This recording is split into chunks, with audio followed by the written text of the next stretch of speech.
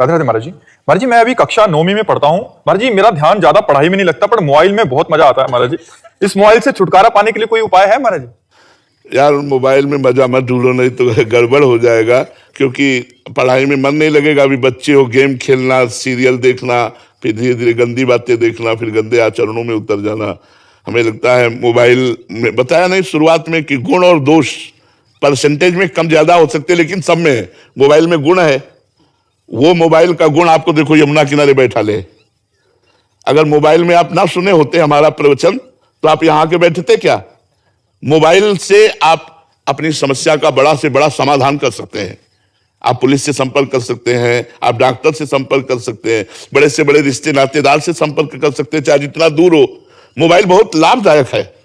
आपको कोई भी बात पूछनी कि टमाटर आलू और इसकी सब्जी कैसी बनानी है, वो आपको बता देगा। हर चीज है, लेकिन हम गलत चैप्टर पर ना जाएं। अगर हम मोबाइल के दोषों पर ना जाएं और गुणों को स्वीकार करें तो मोबाइल बहुत अच्छी चीज है, और अगर हम दोषों को स्वीकार कर लें तो फिर गड़बड़ चीज है। गुण और दोष दोनों व्याप्त हैं, तो मोबाइल के दोषों से बचे। अच्छा, नए बच्चे हो, गंदी गंदी बातें देखने का मन करेगा। जैसे जैसे जवानी आएगी वैसे वैसे गंदी बातें देखने का मन कर, तो हमें लगता है कि मोबाइल से उन बातों से बचना चाहिए जो हमारे जीवन को नष्ट कर दे।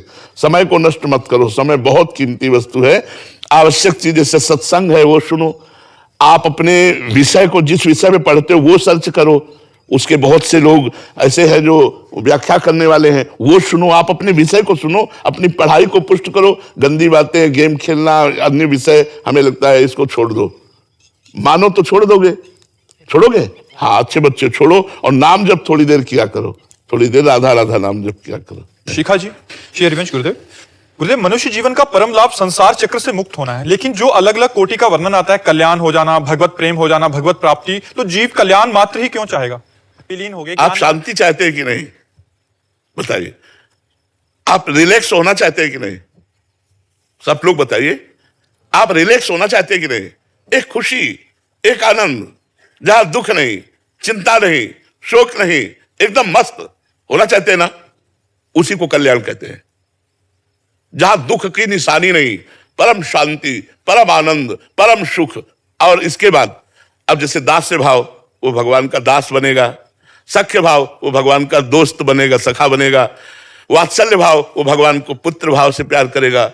कांता भाव, वो भगवान को पति भाव से, प्रीतम भाव से प्यार करेगा। सहचरी भाव, वो प्रियालाल के सहचरी हूं ऐसी भाव। ये भाव देश की अलग बात है, कल्याण होना अलग बात है। समझ रहे ना? कल्याण का मतलब परम शांति, अखंड आनंद, दुख का लेस नहीं। और जितना काम करते हो इसीलिए तो कर रहे हो ना, रुपया, पैसा, पद, प्रतिष्ठा, हम खुश रहे, हम शांत रहे, हम आनंदित रहे। लेकिन क्या हम ऐसा हो पाते हैं रुपया, पैसा, पद, प्रतिष्ठा में? बिना भगवान के शांति नहीं, बिना भगवान के खुश नहीं रह सकते, बिना भगवान के आनंदित नहीं रह सकते। इसलिए हमारे जीवन का लक्ष्य है आनंद, हमारे जीवन का लक्ष्य है दुख मिटाना, हमारे जीवन का लक्ष्य है खुश रहना, प्रसन्न रहना, और वो होता है भगवान के चरणों में। उसी का नाम कल्याण है, उसी का नाम मंगल है, कि इसका मंगल हो गया, इसका कल्याण हो गया। समझ में आई बात? अरे जी, मुक्ति और भगवत प्राप्ति में क्या फर्क है?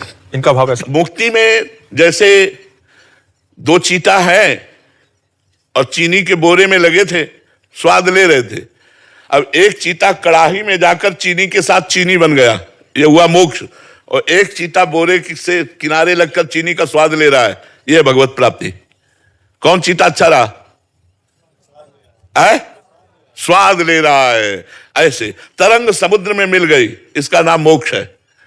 वो अलग अपने को दास्य भाव से, सख्य भाव से, वात्सल्य भाव से, गोपी भाव से, सहचरी भाव से भगवदानंद का रस ले रहा है, वो है भक्ति का भगवत प्राप्ति। और जो भगवान बन गया, भगवान में गया, भगवान बन गया, मिल गया उसी भगवान में, वो है मोक्ष। उसे एकत्व कहते हैं, उसे कैवल्य मोक्ष कहते हैं। वो भगवान का स्वरूप हो गया, किंचित मात्र अंतर नहीं। इसीलिए वेदांत में अहम ब्रह्मास्मि चिंतन कराया जाता है कि मैं स्वयं ब्रह्म हूं।